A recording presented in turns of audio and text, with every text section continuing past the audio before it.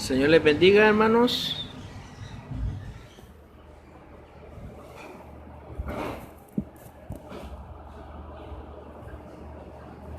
Dios les bendiga, hermanos. Para mí es un placer nuevamente estar con ustedes. Gracias por sintonizarnos nuevamente por este medio, ya que estamos este problema de esta crisis que se nos está acercando y se está poniendo más, pero tenemos que saber, hermanos, que Dios está con nosotros y no nos va a dejar. Amén. Entonces quiero saludar a todos mis hermanos que se estén conectando y vamos al estudio bíblico del día jueves. Recuerde que estamos estudiando Mateo capítulo 24 y le estamos dando la mejor interpretación posible. Amén. El capítulo 24 del libro de Mateo. Ahí en su casita, allí donde está usted con su familia, recuerde de que Dios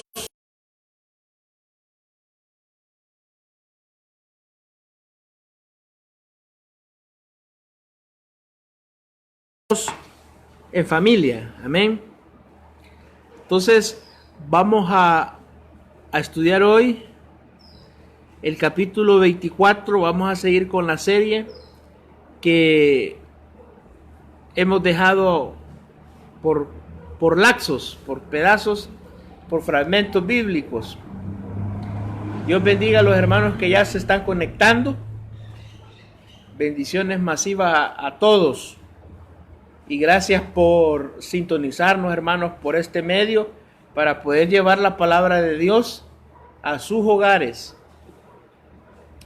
Quiero introducirnos con una oración para que podamos entrar ya a nuestra palabra. Ahí donde usted está, le invito a que oremos juntos, ahí en su casita, y le podamos decir: Padre que estás en el cielo, gracias, Señor, por un día más de vida. Gracias, Espíritu Santo, porque tú, Señor, has permitido, Padre, que podamos levantarnos hoy de nuestras camas y podamos, Señor, respirar nuevo aire. Espíritu Santo, gracias, Padre eterno, porque tu gran misericordia nos abraza, Padre, día a día. Estamos, Señor bendito, seguros, Padre, en tu mano poderosa.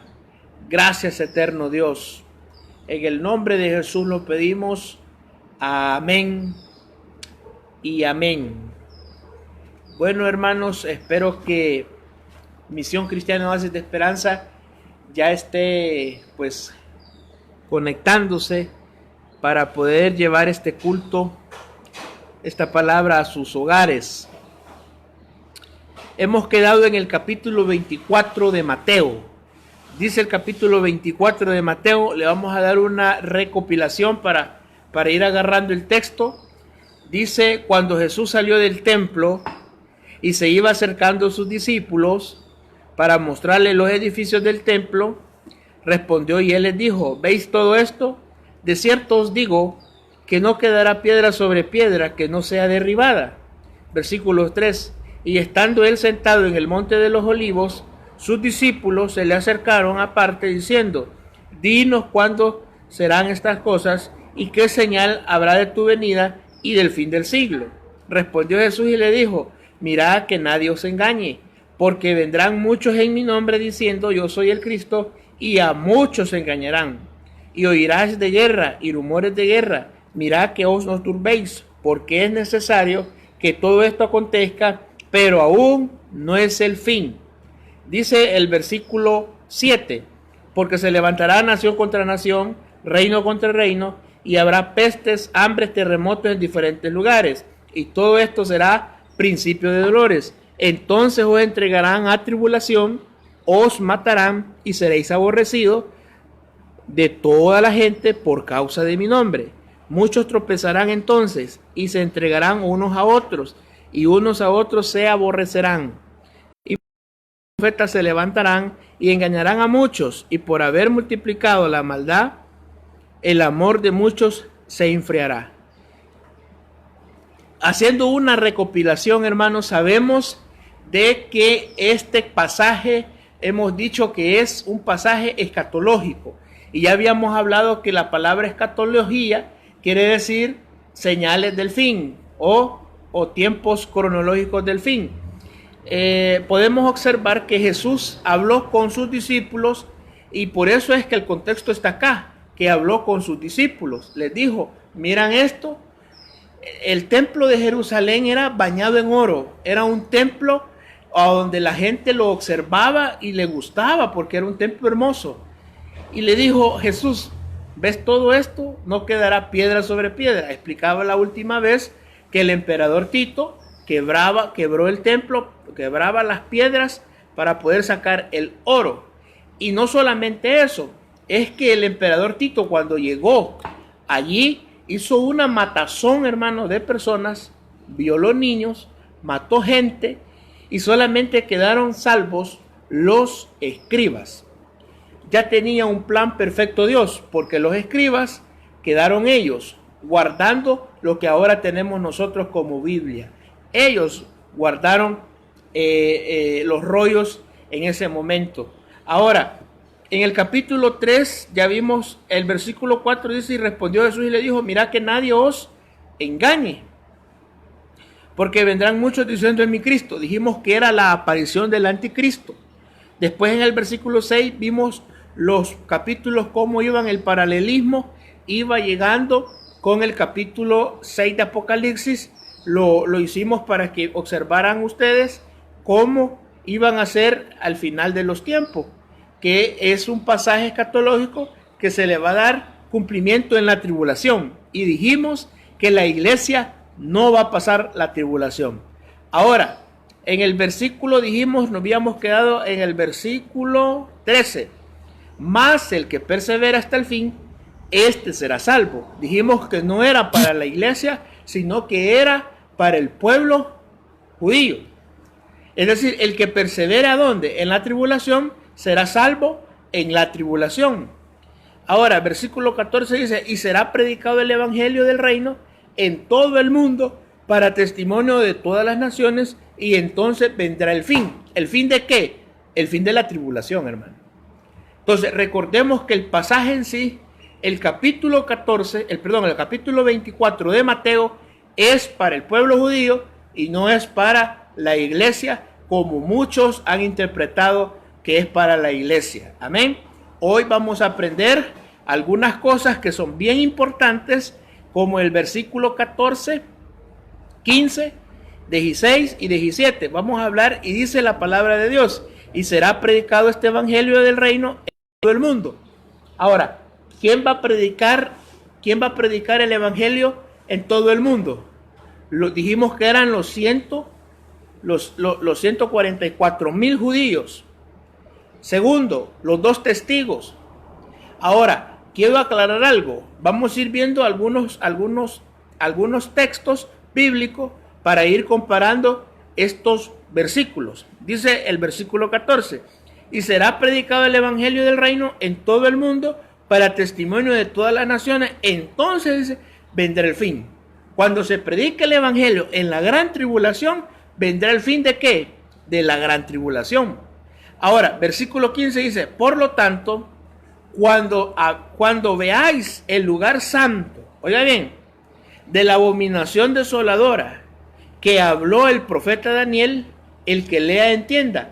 Podemos observar algo, hermanos, que la Biblia dice, cuando veáis el lugar santo, oiga bien, de la abominación.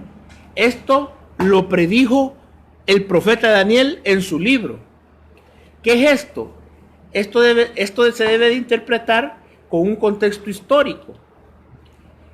Cuando este señor, el anticristo, es un tipo, en los años que se dio el emperador, hubieron varios emperadores, o hubieron grandes imperios como Babilonia, después Medio y Persa, después los griegos y después Roma. Todos esos imperios se le dio un simbolismo. Le dio un simbolismo Daniel. Dicen que a Babilonia se le da el simbolismo de un león con alas. A los medios y los persas se le da un simbolismo de un oso que tenía su parte de su clavícula, uno más alto que el otro. ¿Por qué razón? Porque los persas y los medas, uno era mayor que el otro, pero gobernaban juntos. Después podemos observar que le dan el simbolismo de un leopardo con alas al imperio griego, y después una bestia espantosa que se le da a ese imperio, se le da totalmente a Roma. Ahora, veamos algo bien importante en esto. El imperio griego llegó, y ese se le conoce como, se le da también en el capítulo 8 de Daniel, se le da como el macho cabrío con un cuerno. Este cuerno tenía 4 cuernos, perdón. Estos 4 cuernos, un cuerno de ellos es totalmente un gobernador.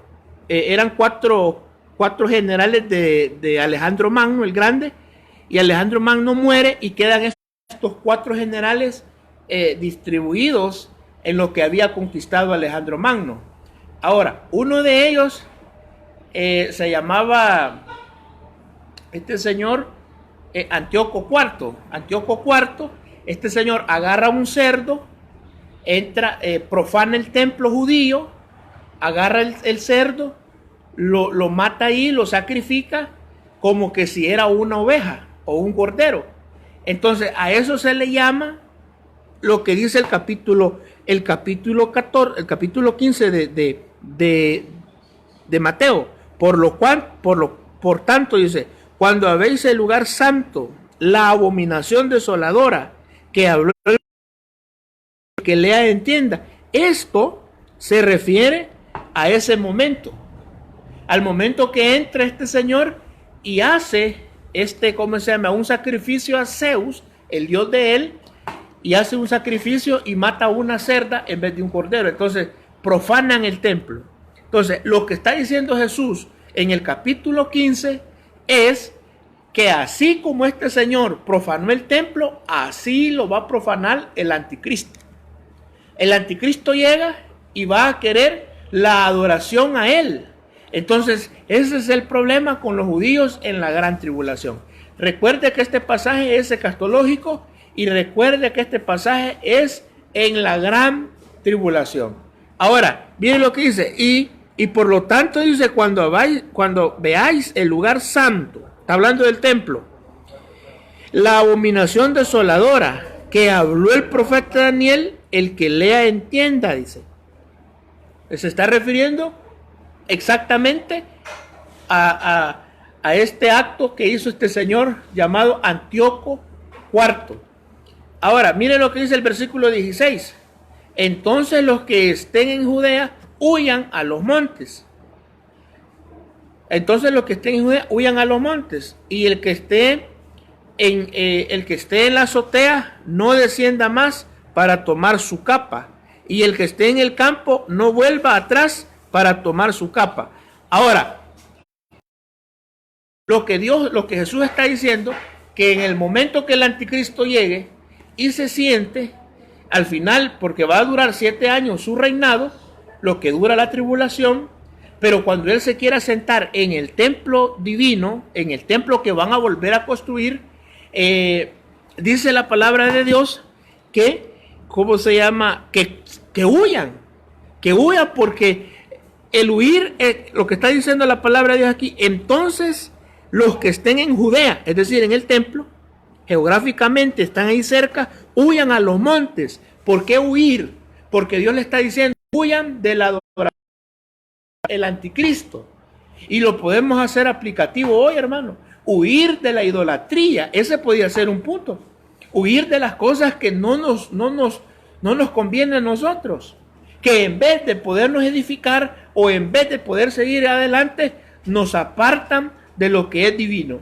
Entonces, aquí lo que está diciendo el versículo 16, entonces dice, huyan a los montes, y el que esté en la azotea no desciende más para tomar algo en su casa. Versículo 18, y el que esté en el campo no vuelva atrás su capa. Y en el versículo 19 dice, y el que esté en el versículo 19 dice, mas hay de las que están encintas y de las que críen en aquellos días. En el periodo de la tribulación, hermanos, que crían, es decir, que tengan niños o bebés, va a ser muy difícil huir. Eso es lo que está diciendo Jesús. Y esto se lo está diciendo a su pueblo, al pueblo judío, no a la iglesia. Recuerde que la iglesia ya está. La iglesia ya está en el cielo. Estamos con Jesús y estamos ¿a dónde? Estamos en las bodas del Cordero. Amén. Y ese debe de ser su convicción, hermano. Que no lo separe nada de esto. Su convicción debe de ser que muy pronto vamos a oír sonar esa trompeta y nos vamos a ir. ¿Sabe de que las cosas se están poniendo tan así cerradas? Que lo que yo puedo decir es que el Señor se está acercando su manifestación gloriosa allá en el cielo. Ya es hora que la iglesia tome sus maletas espirituales. Ya es hora que la iglesia piense y ore en el arrebatamiento. Y oremos por la paz de Israel. Ya es tiempo, amada iglesia, que estemos abiertos nuestros ojos espirituales. Por ahí me decía alguien, pues sí, pero yo todavía no me he casado, todavía no he hecho nada. No, si allá te vas a casar, le dije yo. ¿Por qué razón? Porque estamos pensando en las cosas materiales y hemos dejado otras cosas. Hemos descuidado las cosas espirituales, las cosas materiales. ¿Sabía usted que el mundo estaba aceleradamente?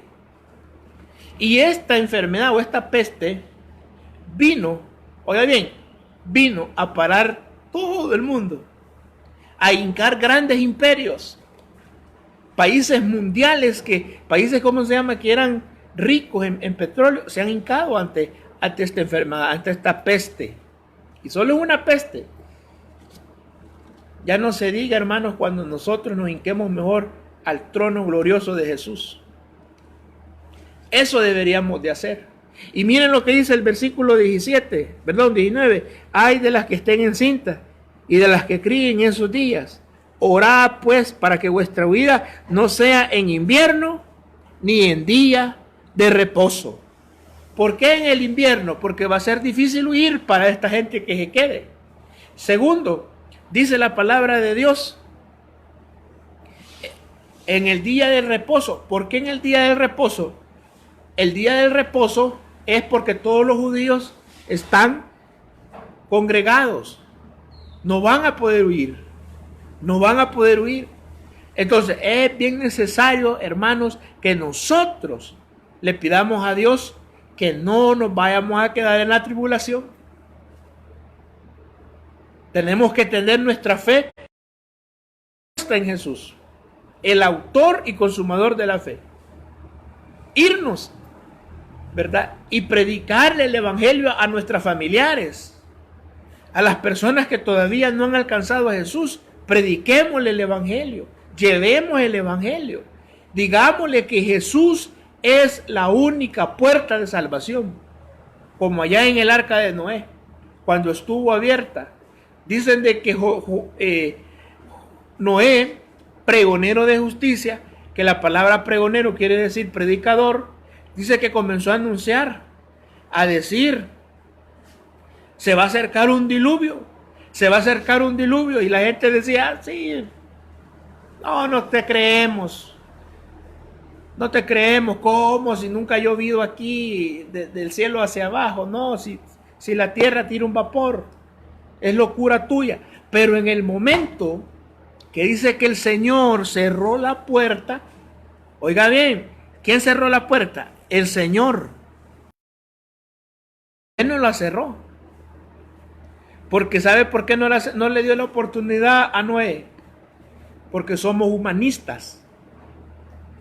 A mí me hubiera tocado cerrar la puerta y yo oigo gritar gente, yo la hubiera abierto, hermano. Pasen, pasen, pasen. El humanismo, ¿verdad? Pasen para adentro.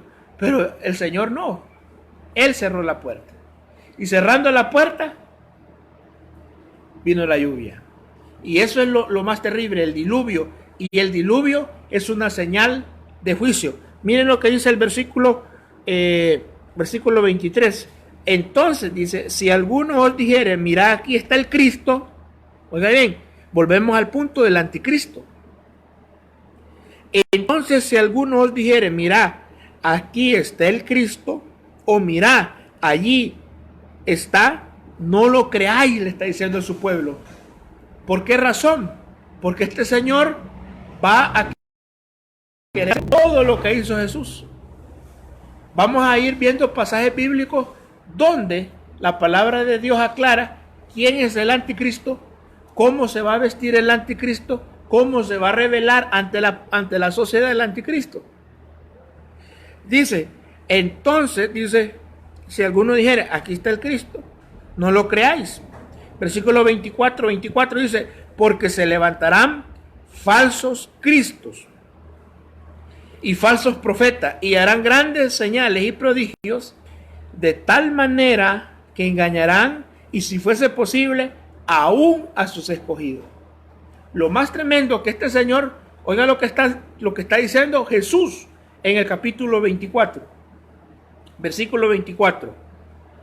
Porque se levantarán falsos cristos, el anticristo, falsos profetas, y harán grandes señales y prodigios, de tal manera, dice, que engañarán, y si fuera posible, aún, dice, a los escogidos.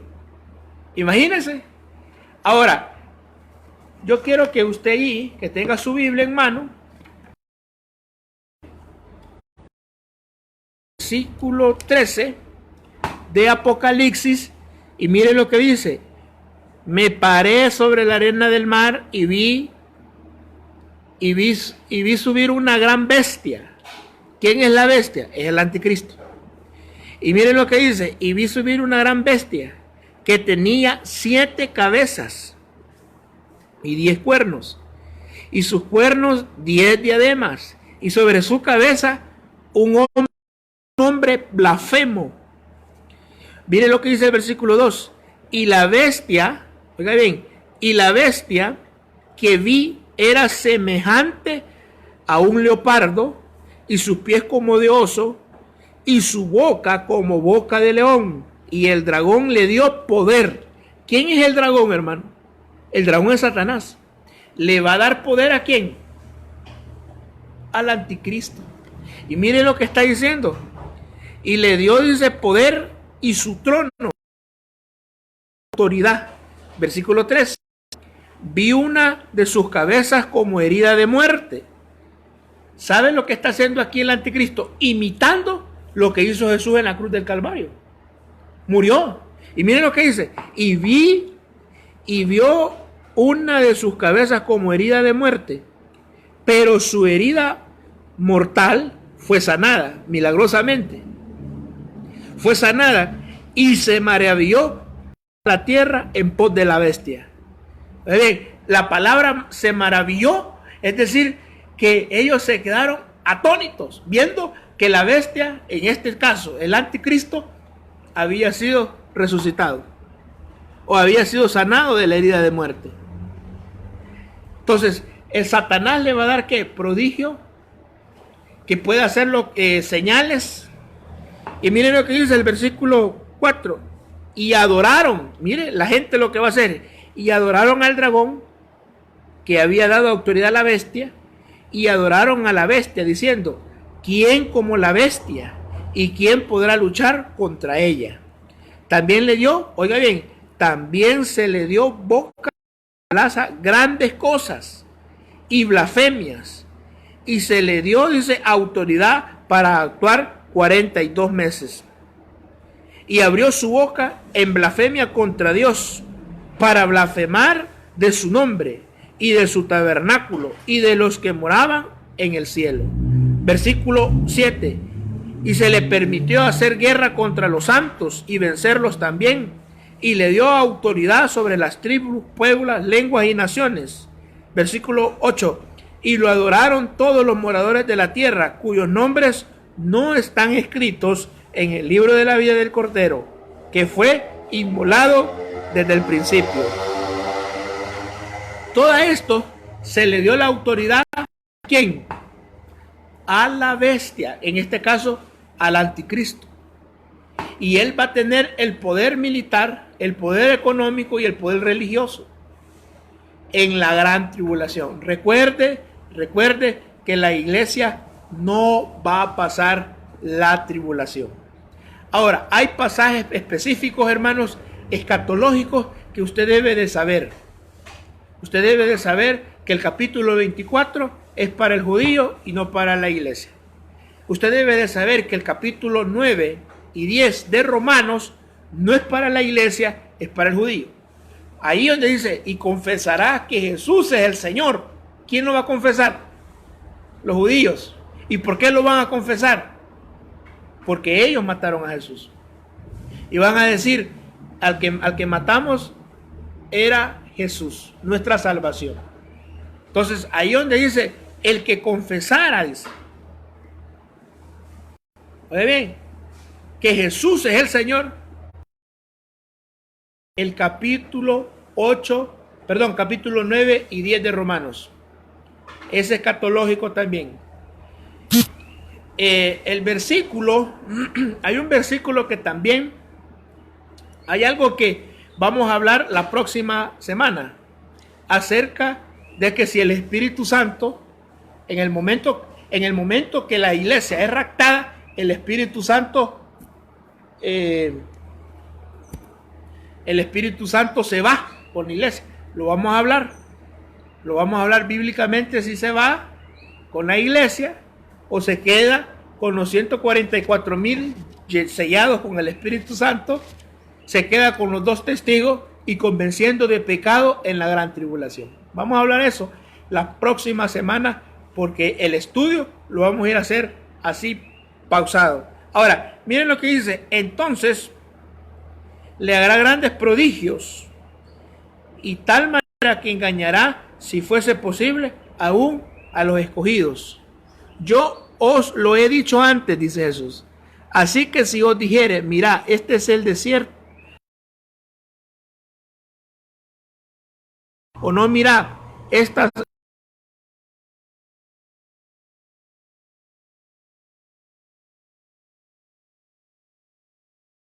porque como el relámpago, dice, que sale en el oriente y se muestra hasta el occidente, así será la venida del Hijo del Hombre.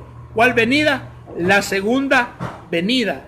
Recuerde que en la segunda venida primero viene por su iglesia, que por su iglesia suena la trompeta, solamente la iglesia lo escucha, es raptada la iglesia y nos vamos 7 años hacia arriba, y aquí entra el periodo de la gran tribulación.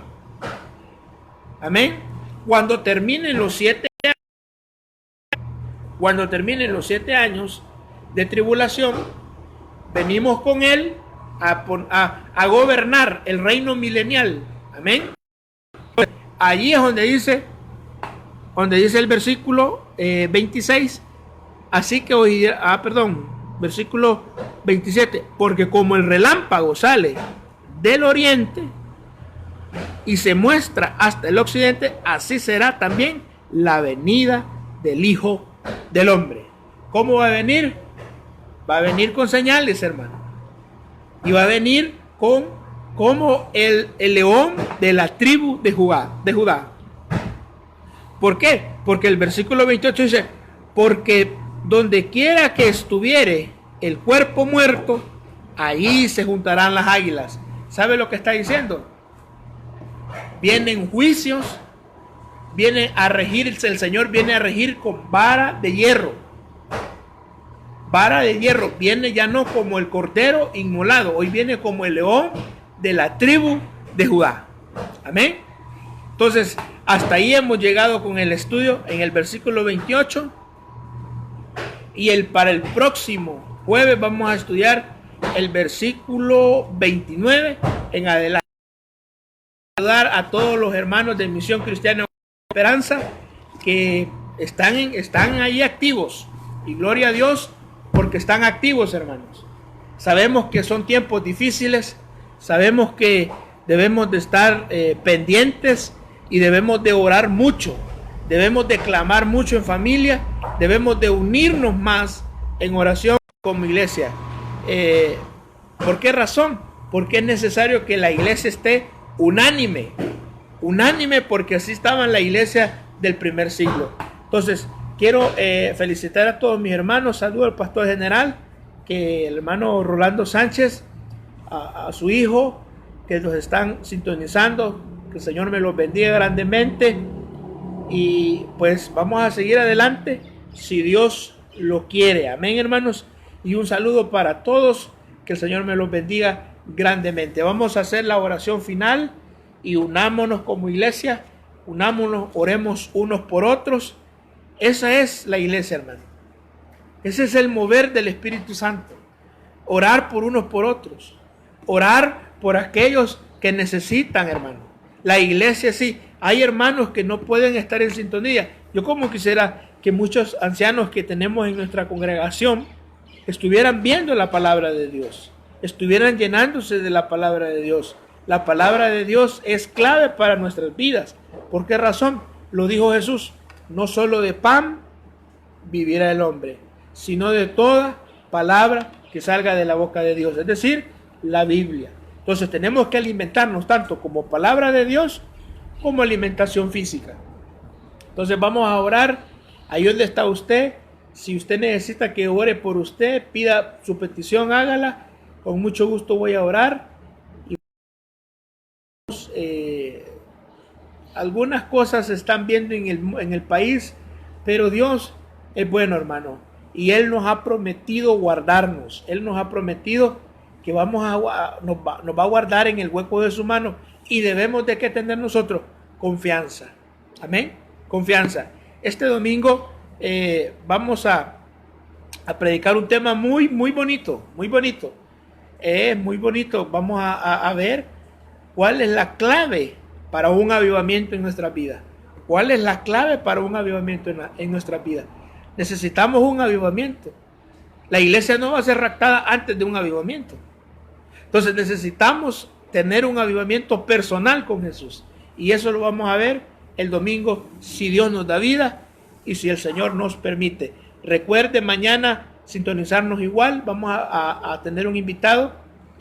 Vamos a tocar el tema de la predestinación. ¿Somos predestinados, sí o no? Va a estar con nosotros el pastor Jaime Rivas.